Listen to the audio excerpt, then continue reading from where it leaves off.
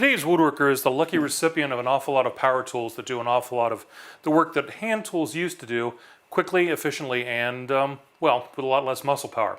But there are still some other hand tools out there that should continue to be used, and today's topic is hand planes, and they definitely belong in the shop. Hand planes remove excess material and shape wood without creating a great deal of noise or dust. And for many woodworkers, that's a good enough reason to use them. There are literally hundreds, if not thousands, of different plane types and bodies. They range in size from about 3 or 4 feet long down to about 6 inches long. They all serve a purpose, and you can collect all of them if you want. It's going to take up a lot of your shop, and it's going to take up a lot of your wallet. But for general everyday use in a woodworking shop, I've got 4 planes that I recommend every shop have.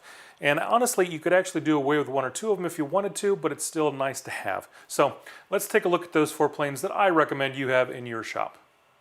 The first plane we want to talk about is a block plane, and this is a very common plane. You'll actually find these in an awful lot of places, not just in woodworking shops. It's a detail tool. It's for taking fine cuts.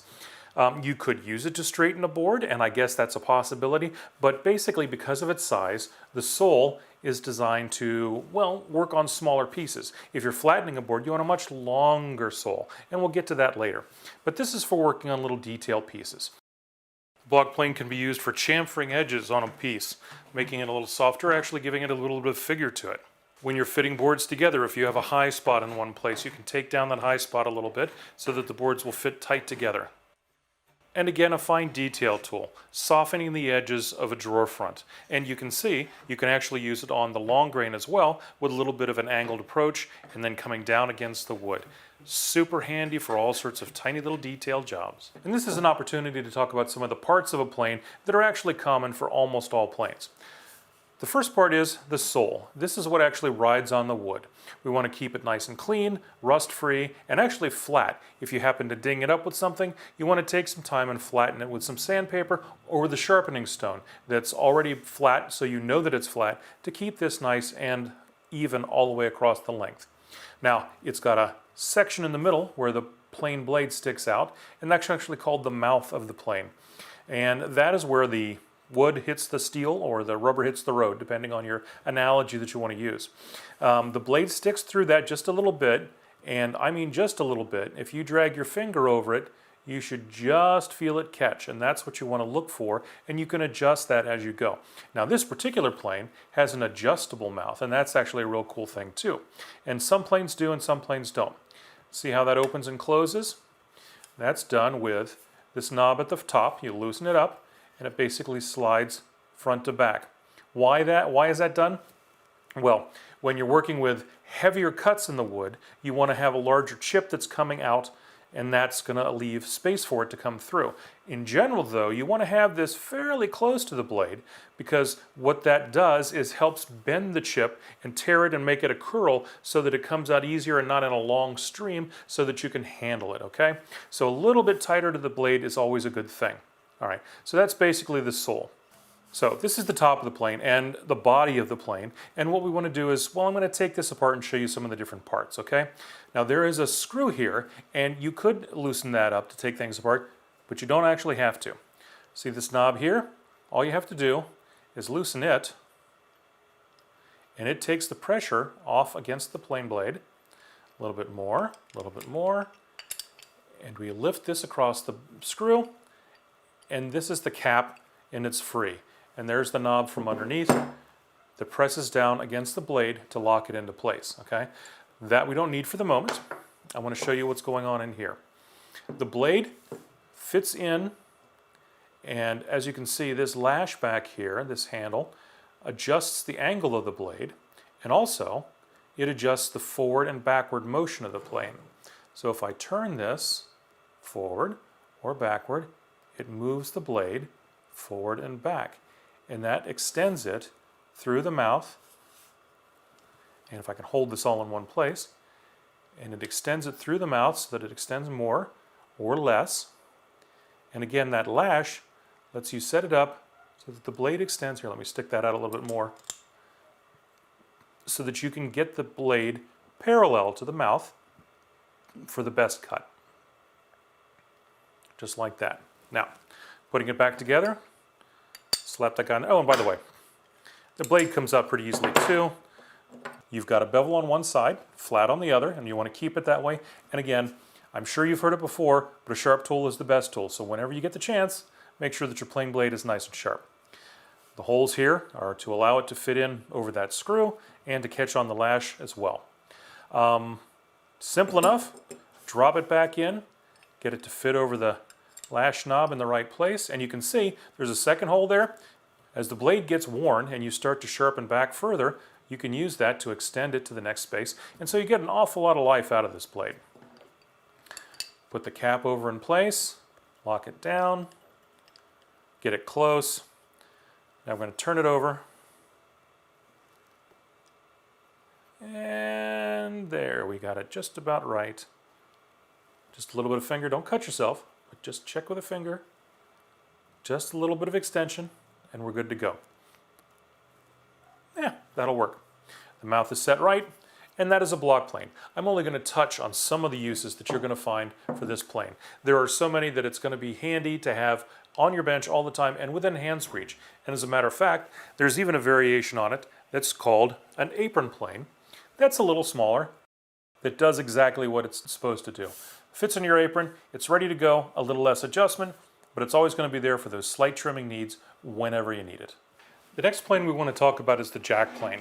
And it's called the jack plane because, well, because it's the jack of all trades. It does almost everything in the shop. And there are, again, lots and lots of sizes of this particular plane. They range pretty much from 12 to 18 inches. And in different widths as well. You can get them in very narrow sizes and wider sizes. One of the more unique uses of a plane, and this can be a block plane or a jack plane, is taking it to a lumber yard when you've got rough cut material and you're not really sure of the grain underneath. You can simply take a plane and scrape a bit off, and you'll need to adjust a little bit as you go.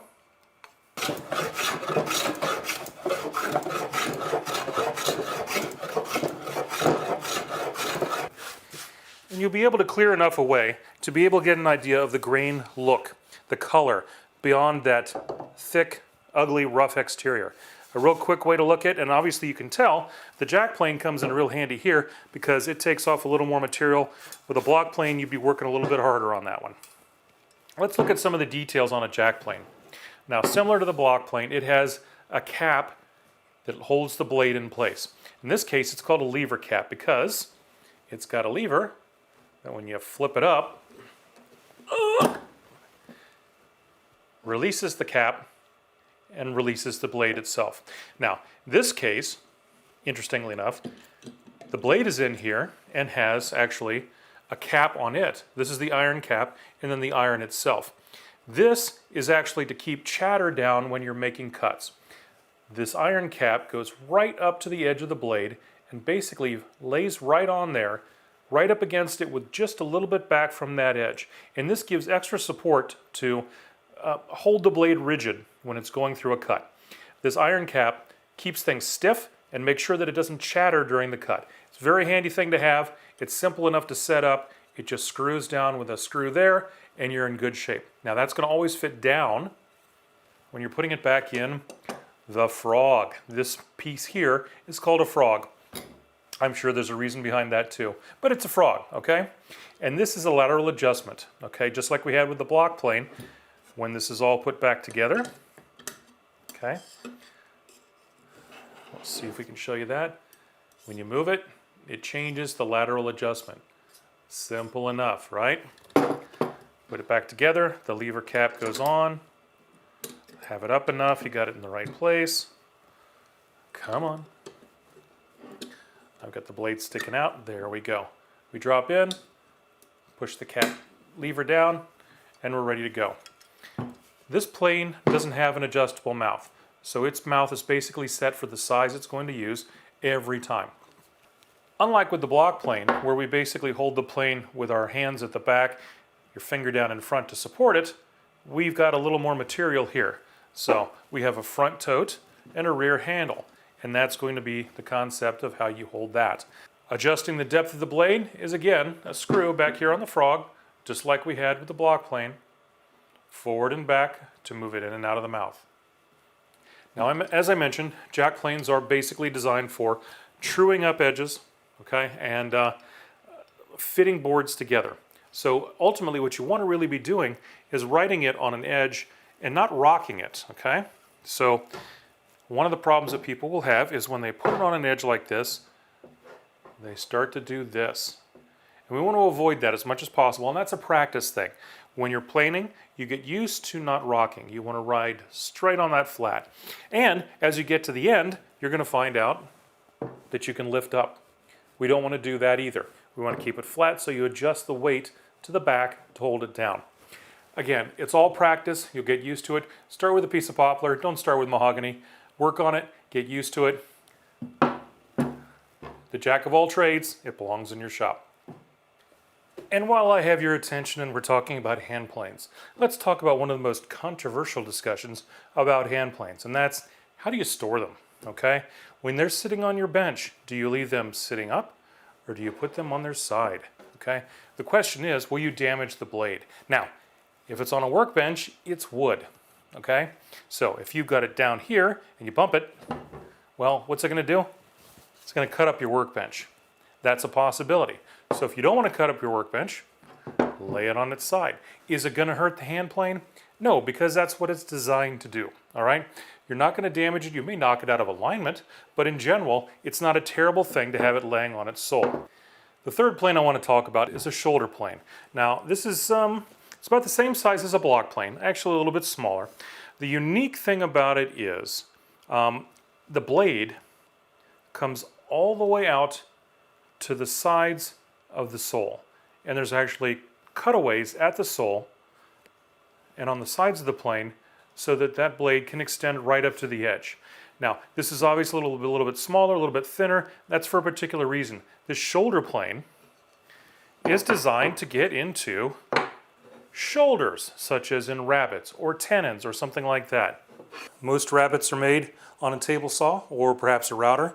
And it doesn't always mean that that corner gets cleaned up correctly, and that's why the rabbet plane exists, that shoulder plane. You can get in there, you hold it flat against the bottom, tight against the side so that 90 degree comes into play. Give it a little push, and give it a little more edge here.